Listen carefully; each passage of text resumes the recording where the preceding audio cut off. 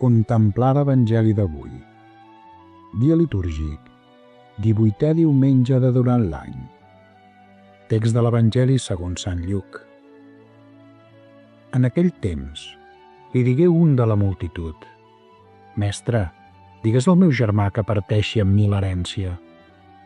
I ell li digué: «Home, qui m'ha constituït jutge o partidor sobre vosaltres?»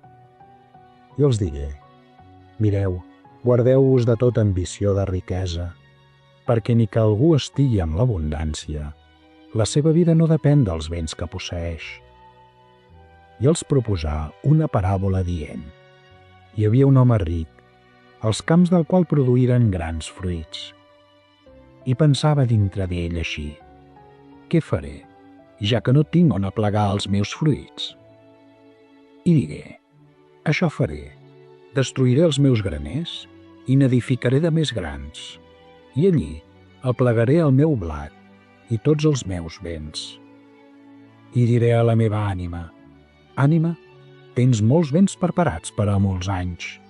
Descansa, menja, beu, banqueteja.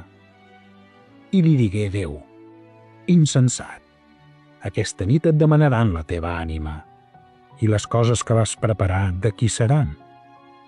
Així és el qui atresora per a ell i no és ric per a Déu. Comentari: mossèn Jordi Pasqual i Vancells, Girona. La vida d'un home no prové pas dels seus béns.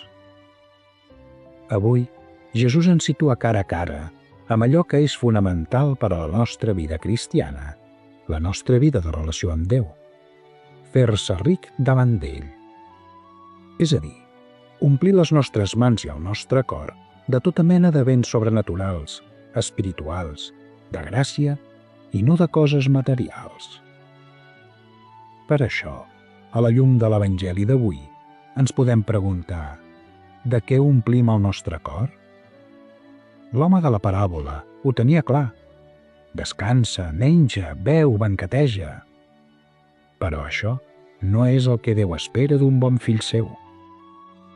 El Senyor no ha posat la nostra felicitat en herències, bons àpats, cotxes últim model, vacances als llocs més exòtics, finques, el sofà, la cervesa o els diners. Totes aquestes coses poden ser bones, però en si mateixes no poden assaciar les ànsies de plenitud de la nostra ànima i, per tant, cal usar-les bé com a mitjans que són. És l'experiència de Sant Ignasi de Loyola, la celebració del qual tenim tan propera. Així ho reconeixia a la seva pròpia autobiografia. Quan pensava en coses mundanes, s'hi delectava, però quan ja avorrit ho deixava, se sentia trist i sec.